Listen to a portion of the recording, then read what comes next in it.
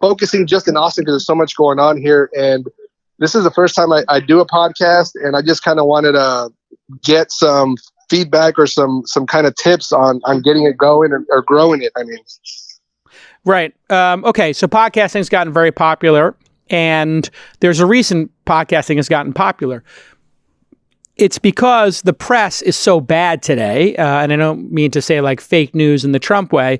I think a lot of press try very hard, but they're under-resourced, and the subjects, especially the important ones, are not participating in the way they once did because they don't feel they're getting treated properly by the press. They feel like they're getting misquoted. They feel like they're not getting their story out.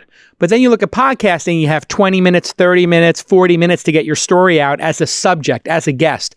What's happening is all the great guests are saying, I should not only stop talking to the press or stop doing short, quick hits on network TV, I should start doing long-form podcasts. So we got an influx over the last 5 years of people saying, hey, I want to tell my story on This Week in Startups, because you're going to take the time to tell it properly. And then we started to see the next level, which is the people who are great guests are starting their own podcasts. So I saw Cyan Bannister, the angel investor who's been on this podcast a whole bunch, has started her own podcast.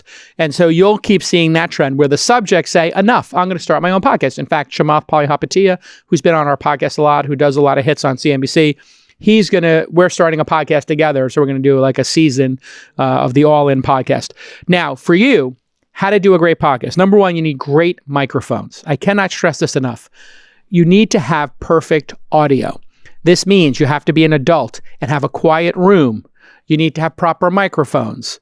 The Shure microphone is the one most people use, but there's plenty of different microphones out there. Use a great microphone, have a great audio engineer, or bring the file after you record it to a great audio engineer. It has to be perfect audio. When you turn on a podcast in today's day and age, if it is staticky or clicking or low and the levels are not right, they have other choices, so they're going to leave. So great microphones, number one. Number two, great guests. You want to have great guests. If you can find a great guest and you got to travel to them and do it in their conference room, or you got to fly to their city, it's worth it. Get the great guest. Guests equal ratings, and they're going to share it. And you know, our show, This Week in Startups, has been defined by some outlier guests who really got us a lot of attention. And then consistency.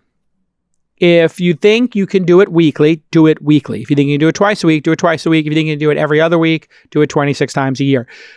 You'll get good at it somewhere between episode 100 and 200. And your interview skills are important, and the ability to cut somebody off if they're boring, but in an elegant fashion, and asking short questions. You got to ask short, tight questions. If somebody says something on the podcast as well that you don't think the audience understands, like they drop a buzzword and you're ahead of the curve. So somebody here will say, the ROI on that, and I'll just say very briefly, the return on investment. And I'll say, yeah, return on investment. And then, they'll say, your LTV. And I say, you know what? Would you explain LTV for somebody in the audience who has never heard that before? And then sometimes a magical moment will happen where they'll give a great example and they'll dig a little deeper. Finally, my secret to interviewing people is I don't have a giant list of questions that I'm trying to get through. I might have 3 or 4 topics I want to hit, but I listen to people's answers so intently, and I write down keywords. So if somebody was talking and they said, that was, it was like the time I met Steve Jobs, and of course, then I went to work for Amazon, and then I just write down Steve Jobs. And I say, you mentioned in that last answer, you met Steve Jobs. When did you meet Steve? Again, short answer, but you got to be present, because what you don't realize is the audience is listening to the answer and they're forming their own follow-up questions. If you can then channel a listener while you're in an interview, which is a difficult task to do, to be that present, but if you can actually channel the listener, and when you hear them mention something, whether it's an acronym or an anecdote or just a side note they drop, like when they say that's another story, or that's a story for another day, you want to write that down and follow up on that. Not necessarily the third or fourth question you've got written down on your piece of paper. Don't be a slave to your list of questions. Be prepared for the interview, but don't be a slave to that list of questions. Does that make sense? It does. Thank you so much. Any follow-ups, Joey?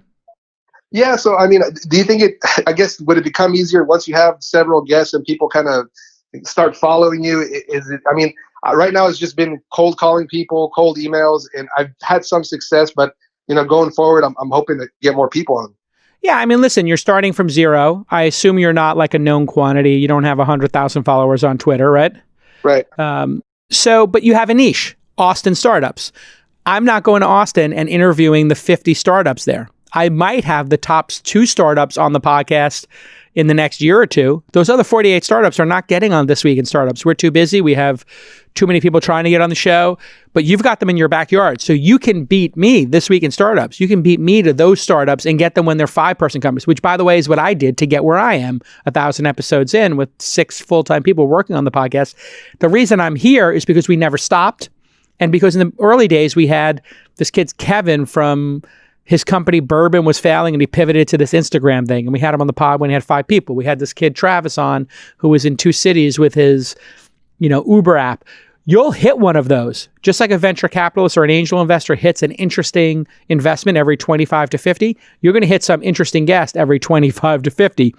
So you have to ask yourself, well, why am I doing this? If you're doing it because you're passionate about entrepreneurship and talking to entrepreneurs and telling their stories, the reward is in the interview. It's in the discussion. So if you love the discussion with founders, that's your reward. And then anything that happens after you publish, for that founder, for you, for the audience, is icing on the cake. I just love having the great conversation. I would do these conversations anyway. I used to do them over lunch 10 years ago. I would just have lunch with 1 or 2 interesting people a week. I was always trying to book an interesting lunch or an interesting dinner or an interesting breakfast. That was like my sport back in the day. I'd just say, hey, can I have lunch with you? I want to have dinner at some point. I'd love to share a meal. And people are busy. And the podcast is a much better venue than just doing lunch or dinner because they get something out of it. It promotes their business. They get to tell their story, etc. So, and just try to be a better interviewer every time. And don't worry about being small. Don't worry about getting like nascent companies. That's actually your strength. Worry about consistency and quality. Are you consistently publishing this every week, week in and week out? 100% of podcasting is showing up. That's job 1. You have to show up and do 100 episodes. When you hit 100 episodes, now you've actually become part of the top 5%. Most people in podcasting never get to episode 100. So your job is to have great audio, the best guests you can, the best conversation you can, and get to 100. And when you get to 100, you call back into Ask Jason, and then I'll tell you the next secrets. Awesome. Sounds great to me. All right, Joey, get back to work. Thanks so much. Do the work. All right. Take care. All right. Be good.